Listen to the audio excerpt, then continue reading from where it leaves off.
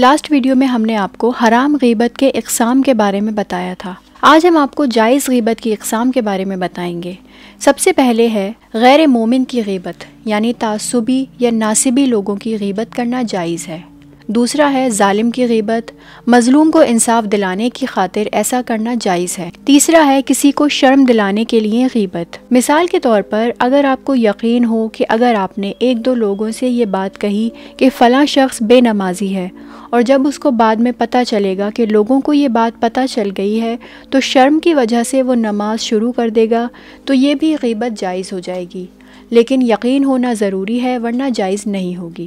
چوتھا ہے کسی کے عیب کی اصلاح کے لیے کسی سے شکایت کرنا، مثلاً کسی آفس یا مدرسے میں اصلاح کے لیے اتھارٹی کو کوئی بات بتانا۔ یا ایک روایت ملتی ہے کہ رسول اللہ صلی اللہ علیہ وآلہ وسلم کے ایک صحابی تھے حضرت معاذ، وہ بہت لمبی جماعت پڑھایا کرتے تھے، تو لوگوں نے رسول اللہ سے شکایت کی، تو رسول اللہ نے معاذ کو بلا کر کہا کہ جماعت میں سب سے کمزور اور بوڑھے لوگوں کا خیال کر کے پڑھایا کرو، یعنی جماعت کو مختصر پڑھانا چاہیے، اس کا ثواب بھی زیادہ ہے، اور بہت لمبی جماعت نہیں پڑھانا چاہیے۔ پانچواں ہے مجتہد سے فتویٰ لینے کے لیے غیبت، کیونکہ فتویٰ لینے کے لیے آپ کو ہو سکتا ہے گناہ یا کوئی عیب کھل کر بتانا پڑے، لیکن اس میں بھی بہتر یہ ہے کہ آپ نام لے کر نہ بتائیں۔ چھٹا ہے فاجر کی غیبت، یعنی کھلے عام گناہ کرنے والے کی غیبت، جیسے کوئی عورت بے پردہ گھومتی ہو تو یہ بات آپ کسی کو بتا سکتے ہیں، یا کوئی مرد داڑھی نہیں رکھتا، یا کوئی اوپنلی کہہ دے کہ میں نماز نہیں پڑھتا، تو یہ بات آپ دوسرے کو بتا سکتے ہیں، لیکن صرف اوپن گناہ کی غیبت کر سکتے ہیں۔ اگر آپ کو اس کے اور گناہ کا بھی علم ہے جو وہ اوپنلی نہیں کرتا تو اس کو آپ شیئر نہیں کر سکتے۔ ساتواں ہے حفاظت کے لیے غیبت،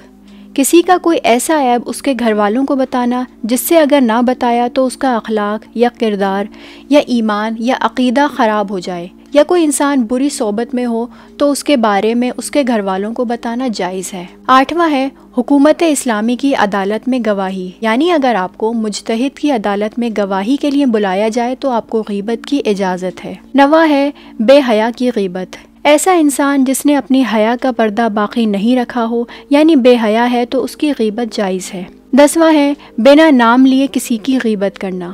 لیکن لوگوں کو پتہ نہیں چلنا چاہیے کہ آپ کس کی بات کر رہے ہیں۔ 11واں ہے عبرت کے لیے غیبت کرنا، مثلاً سعد ابن معاذ کا جو واقعہ ہے جن کے اوپر فشار قبر ہو رہا تھا، اور خود رسول اللہ صلی اللہ علیہ وآلہ وسلم نے لوگوں کو بتایا تھا کہ سعد پر فشار قبر ہو رہا ہے کیونکہ ان کا اپنے گھر والوں کے ساتھ سلوک اچھا نہیں تھا، تو اس طرح کی عبرت کے لیے بھی غیبت جائز ہے۔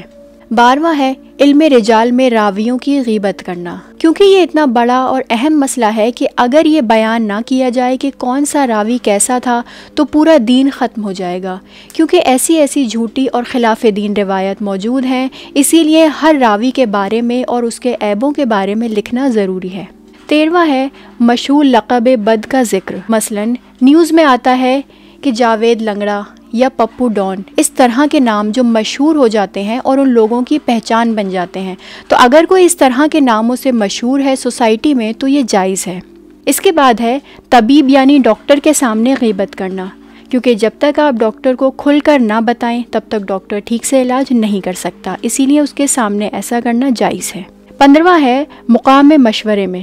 مثال کے طور پر شادی کے لیے کوئی مشورہ لے یا بزنس کے لیے کوئی آپ سے مشورہ لے تو غیبت کرنا جائز ہے، لیکن اگر حرج کا مسئلہ بن رہا ہو تو غیبت واجب ہو جائے گی۔ مثلاً آپ کے پاس کوئی بزنس کے لیے مشورہ لینے آئے اور آپ کو پتہ ہو کہ یہ انسان جس کے ساتھ بزنس کرنا چاہتا ہے وہ ایک نمبر کا فراڈ ہے اور اس انسان کو بہت زیادہ نقصان ہو جائے گا، تو آپ کے اوپر واجب ہو جائے گا کہ آپ اس کو بتائیں۔ یا کوئی انسان آپ سے کسی کے رشتے کے لیے مشورہ لے اور آپ کو پتہ ہو کہ جس سے رشتہ ہو رہا ہے وہ اخلاق اور کردار کا بہت خراب انسان ہے اور لڑکی یا لڑکے کی زندگی خراب ہو جائے گی، تو اسی لیے غیبت کرنا واجب ہو جائے گا۔ لیکن مشورہ کس سے لینا ہے اس کی اپنی شرائط ہیں، ایسے ہی کسی سے بھی مشورہ نہیں لینا چاہیے۔ انشاءاللہ اس کے بارے میں ہم کبھی ویڈیو بنائیں گے۔ اور آخری ہے جب دونوں کو حقیقت پتہ ہو، مثلاً دو لوگوں کے سامنے کوئی گناہ ہوا ہو تو آپ دونوں اگر اس گناہ کے بارے میں ڈسکس کریں تو یہ غیبت شمار نہیں ہوگی، لیکن اگر اس ڈسکشن میں توہین کا مسئلہ بن رہا ہے تو توہین کرنے کا آپ کو گناہ ملے گا۔